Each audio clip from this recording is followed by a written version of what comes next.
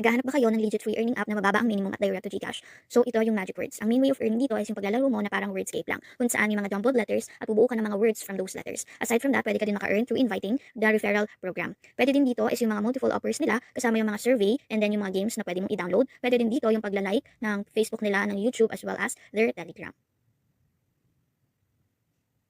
So ayan, meron tayong mga hot offers. Meron dito yung BitLabs or yung survey, tas other app pa. Meron ding task offers, another survey naman. Pwede ito mga to. And then yung R offers, pwede din kayo mag-join sa kanilang Discord channel, then download yung mga apps and yung mga YouTube channel nila.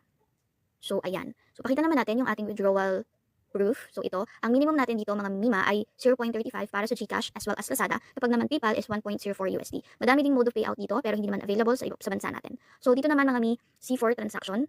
Nandito yung mga proof of transaction ko ng mga Mi and madami na yan kasi noong August ko pa ito tinatry. And dito naman mga Mi, pwede nyo i-claim yung reward nyo kada payout is mag-C payment kayo. Tapos, mapupunta kayo sa Instagram, i-mention nyo lang sila, and then after nun,